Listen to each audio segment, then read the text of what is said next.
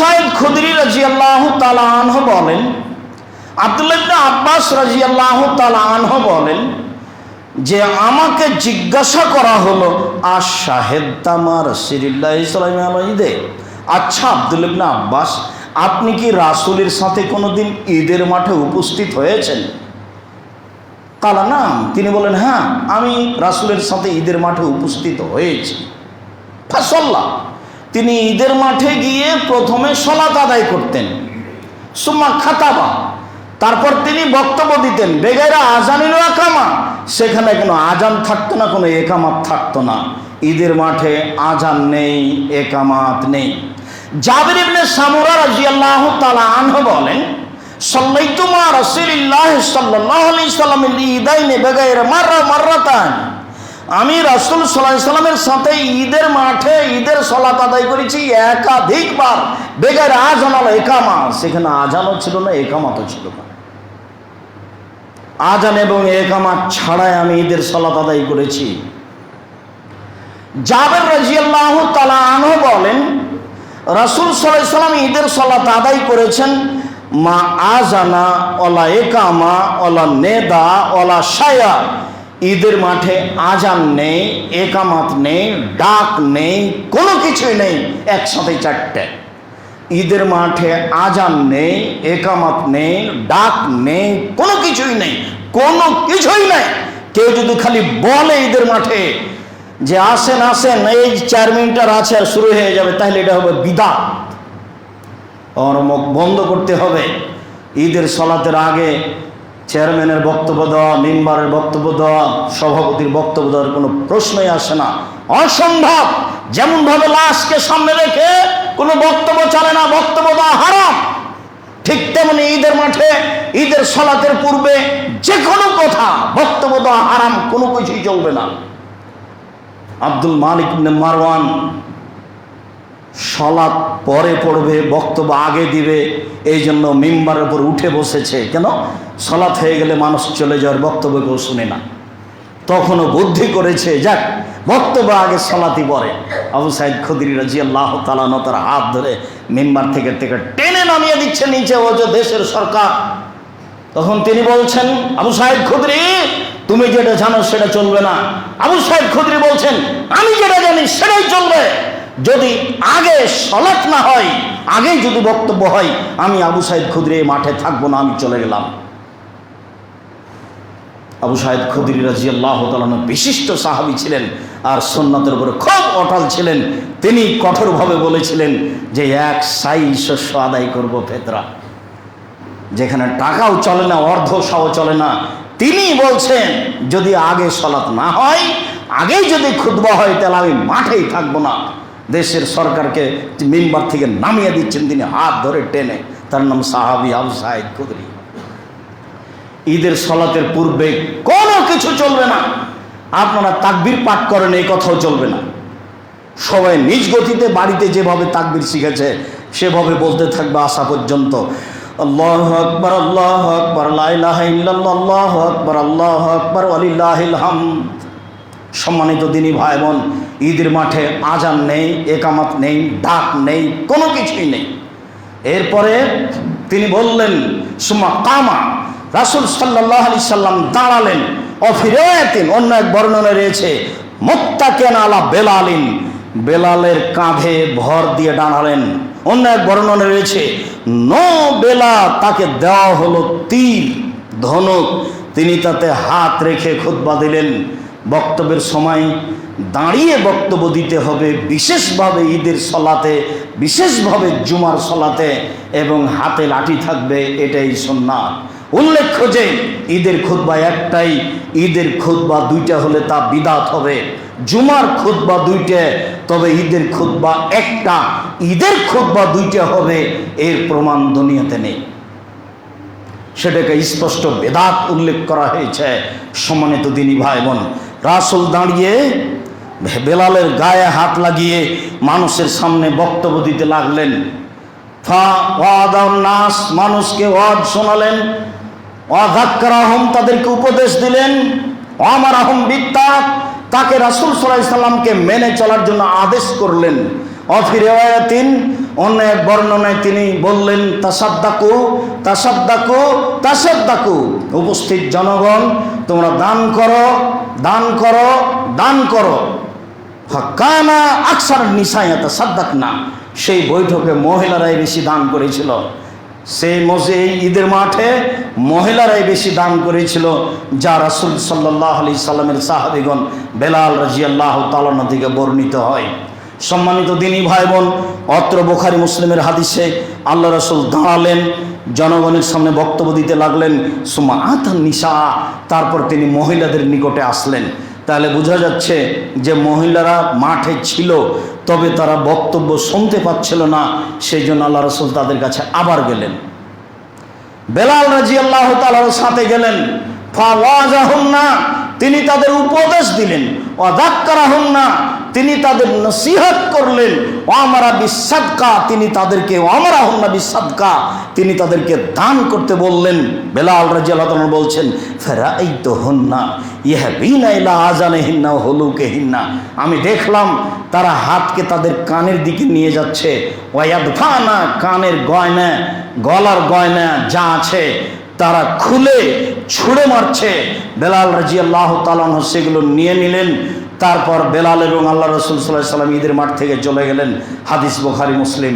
সম্মানিত দিনী ভাই বোন, বলছিলাম রাসূল সাল্লাল্লাহু আলাইহি সাল্লাম ঈদের মাঠে দান করার জন্য বলতেন এবং মহিলারা বেশি দান করত।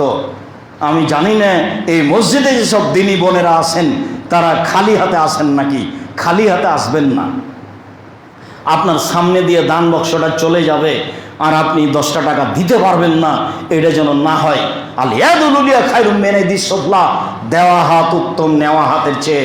হাদিস বুখারী মুসলিম। আপনি আপনার স্ত্রী, আপনার ছেলে, আপনার মেয়ে 10 টাকা 20 টাকা 50 টাকা 100 টাকা হাতে করে পকেটে করে নিয়ে আসবেন। জামিয়া সালাফের কথা তো মাথায় আছেই। খালি হাতে আসবো না, এখন বই কিনা বের হবো, এটা তো মাথাতে আছেই। সেটা ইতিসাম পত্রিকা হোক, সেটা যেটা বই হোক, আপনার জিম্মেদারি। আমি আপনাকে জানিয়ে যাচ্ছি, আমি বিচারের মাঠে এই বিষয়ে অন্তত জবাবদিহি হব না। জাতির যদি রাস্তাঘাট করে দিতে না পারি, জাতির যদি স্কুল কলেজ করে দিতে না পারি, জাতিকে চূড়ান্ত সঠিক ধর্ম দিতে পারবো ইনশাল্লাহ। ধর্মের নামে জাতিকে ফাঁকি দিয়ে আমি পরকাল হারাতে রাজি নই। মুখে কলমে মিডিয়ায় সঠিক কথা জাতির সামনে বলে যাচ্ছি, যার জন্য কলমকে যেমনভাবে গ্রহণ করতে বলছি, মুখের কথাকে তেমনভাবে গ্রহণ করতে বলছি। খুব ভালোভাবে জানেন যে ইংরেজি মাসের প্রথম জুমায় মালিটোলা আসি, ইংরেজি মাসের শেষ জুমায় সুরিটোলাতে আসি। যেদিন এই দিন হবে সেদিন নিজে আহাল পরিবার, ছেলে মেয়ে ভাই বোন আত্মীয় স্বজন সবাই আসার চেষ্টা করবেন। আপনার কিছু না কিছু উপকার করবই করবো ইনশাআল্লাহ। সম্মানিত দিনী ভাই বোন, আমি অনুরোধ জানাচ্ছি, রাসূল সাল্লাল্লাহু আলাইহি ওয়াসাল্লাম দান করতে বলতেন। মাথাতে আপনার 3টে জিনিস আছে। অত্র মসজিদ আছে, জামিয়া সালাফি আছে, বই পুস্তক আছে। যাওয়ার সময় কেন যাবেন খালি? যদি কিছুই কিনতে না পারেন তাহলে 25-30 টাকা দিয়ে একটা ইতিসাম পত্রিকা নিয়ে যাবেন, পাশে আর একটা মসজিদে দিয়ে দিবেন, কাউকে দিবেন বা একটু পড়বেন। এটা একটা দাওয়াত। আপনি বুঝতে পারছেন না, এর ফলাফল অনেক বেশি। আপনি যত সহজ মনে করছেন তত নয়। এইটুকুর নামও দিন প্রচার। এইটুকু আপনি জিহাদের পথে আছেন, আপনি একটা কাজ করলেন 10টা টাকা খরচ করে। আবু সাঈদ খুদরি রাদিয়াল্লাহু তাআলা আনহু বলেন, খারাজা রাসূলুল্লাহ সাল্লাল্লাহু আলাইহি ওয়াসাল্লাম ফিত্রিনা ওয়াজহা, একদা আল্লাহ রাসূল ঈদের দিন বের হলেন, আর না হলে ঈদুল আজহা, ঈদুল ফিতর অথবা ঈদুল আজহায় বের হলেন, মাঠে গেলেন। ফামাররা আলা নিসায়ে, তারপর মহিলাদের তিনি পাশ দিয়ে গেলেন। তার মানে পুরুষদের সামনে বক্তব্য দিয়েছেন, এবার তিনি মহিলাদের সামনে যাচ্ছেন। মহিলাদের কাছে যখন গেছেন তখন তিনি বলছেন, ইয়া মাশারান নিসা, হে মহিলাদের দল, শোনো, তাসাদ্দাকনা, তোমরা বেশি বেশি দান করো। ফাউরিতুকুন্না আকসারা মিন আহলিন নার, তোমাদেরকে আমি বেশি বেশি জাহান্নামে দেখছি। তাহলে জাহান্নাম থেকে একটা বাঁচার বড় পথ হলো দান।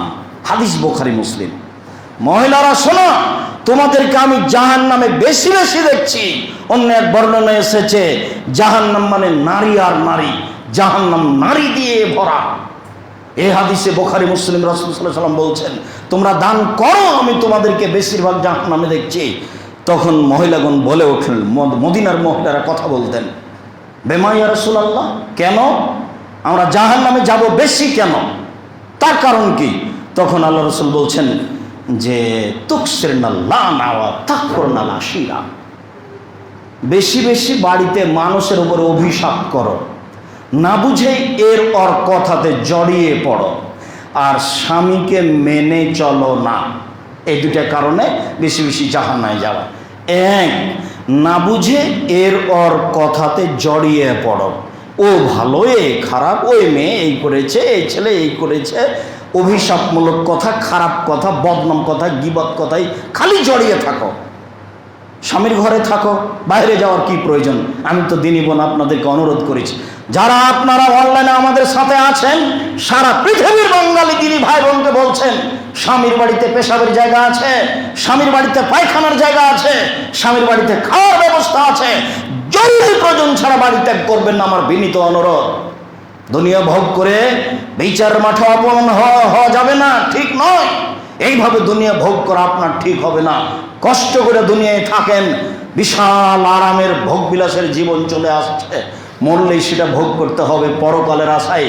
দুনিয়ার সব কষ্ট মেনে নিয়ে ত্যাগ তিতিক্ষা করে জীবন বাজি রেখে ভালো পথে জীবন কাটানোর চেষ্টা করতে হবে। আপনি আমার দিনী বোন, আপনার ভুল হচ্ছে, দেখুন আপনার ভুল হচ্ছে, দেখুন আপনার ভুল হচ্ছে।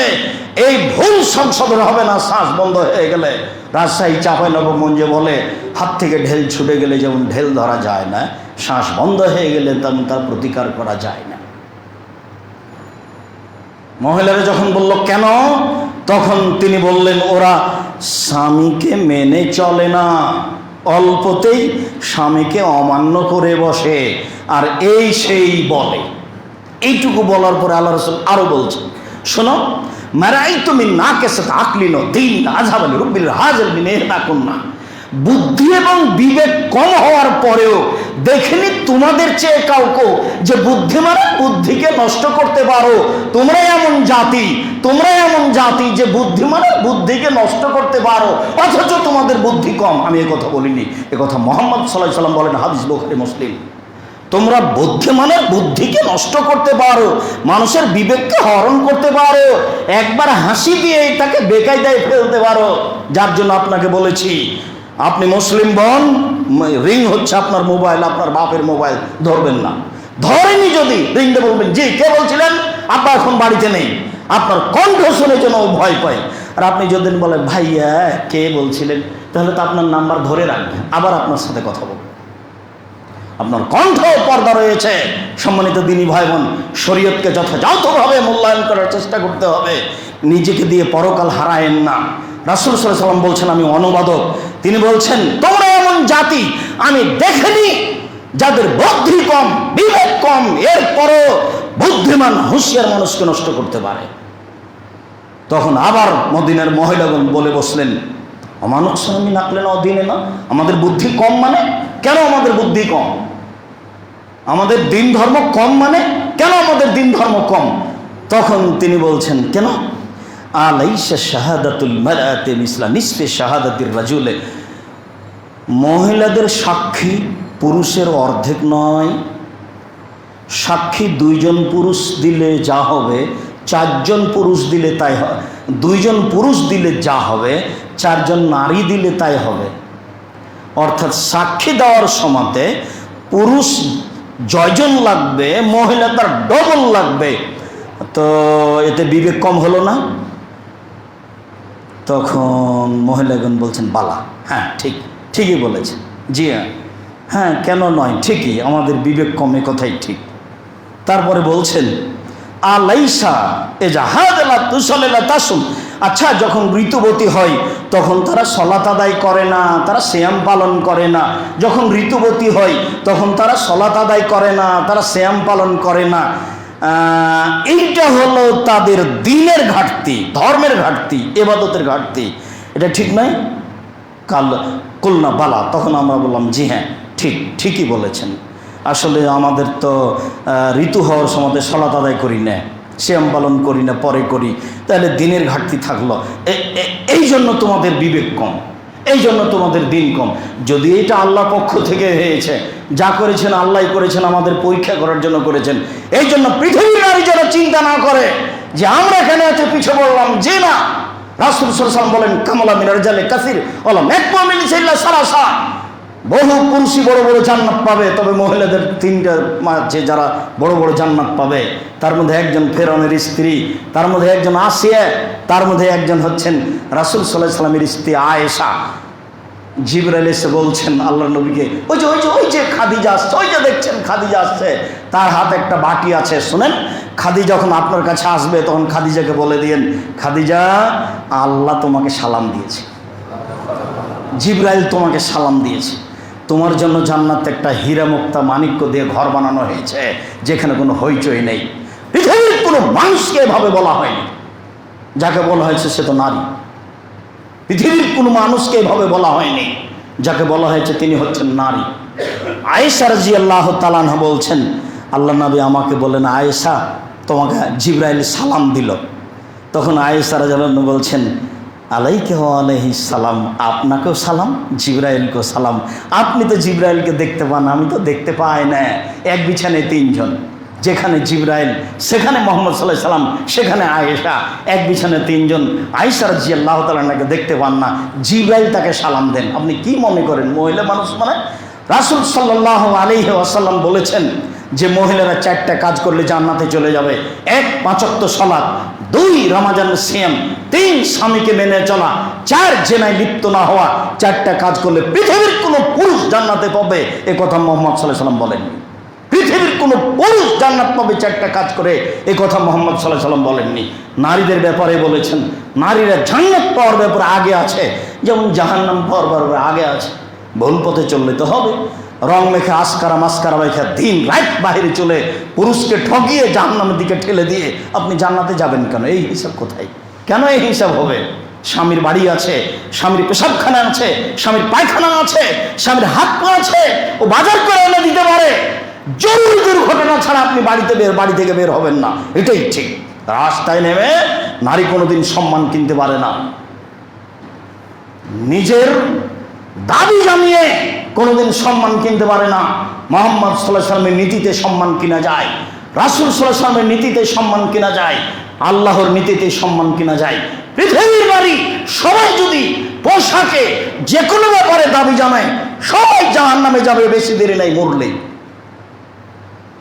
এই পথ দিয়ে আল্লাহকে সন্তুষ্ট করা যায় না, রাসূল সাল্লাল্লাহু আলাইহি ওয়াসাল্লামের পথ দিয়ে আল্লাহকে সন্তুষ্ট করা যায়। সম্মানিত দিনী ভাই বোন যারা অনলাইনে আমাদের সাথে আছেন, উপস্থিত মসজিদে আছেন, পৃথিবীর যেখানে আছেন, বাঙালি দিনী ভাই বোনকে বলছি, বিশেষভাবে নারীদের বলছি, আপনাদের মান মর্যাদা অনেক বেশি, আপনাদের জান্নাত পাওয়া সহজ।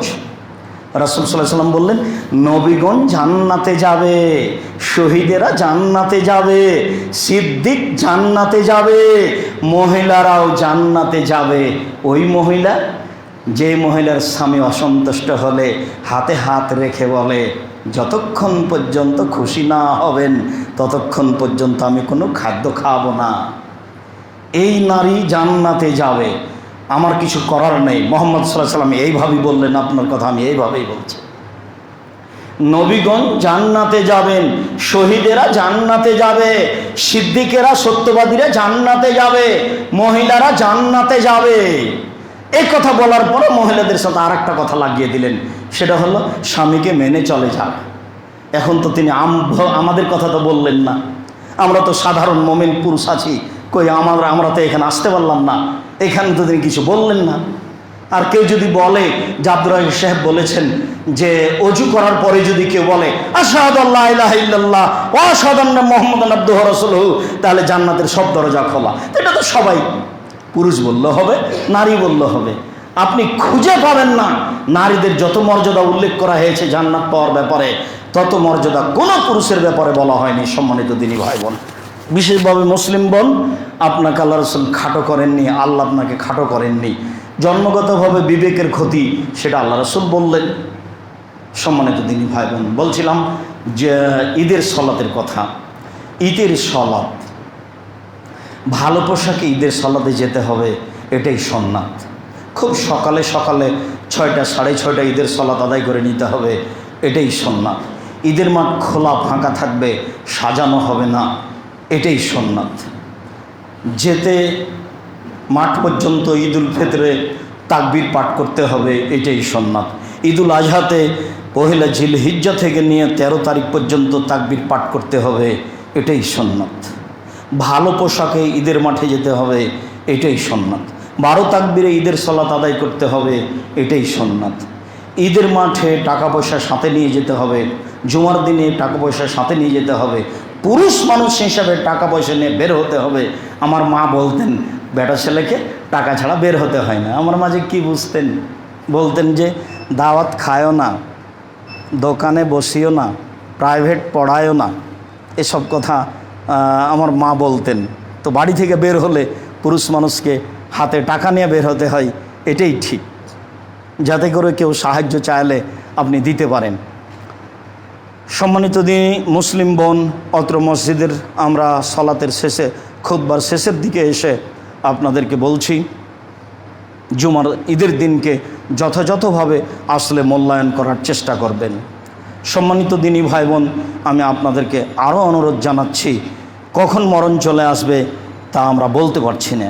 সব সময় তার জন্য প্রস্তুত থাকি। শ্বাস বন্ধ হয়ে গেলে কোনো প্রতিকারের কোনো সুযোগ নেই। আপনাকে আমি অনুরোধ জানাচ্ছি যে মুখে কথা বলাটা দাওয়াতি কাজ, একটু দিনই সঠিক বইগুলো মানুষের কাছে পৌঁছে দেওয়া দাওয়াতি কাজ। কাজে আমাদের পক্ষ থেকে যত বই আছে শতবার কিনবেন, দেখবেন আপনি এটা নেকি পাবেন একদিন বিচারের মাঠে। জামিয়া সালাফের সব কাজকে যথাযথভাবে মূল্যায়ন করবেন আর দোয়া করবেন, আল্লাহ তুমি জামিয়া সালাফে কবুল করো।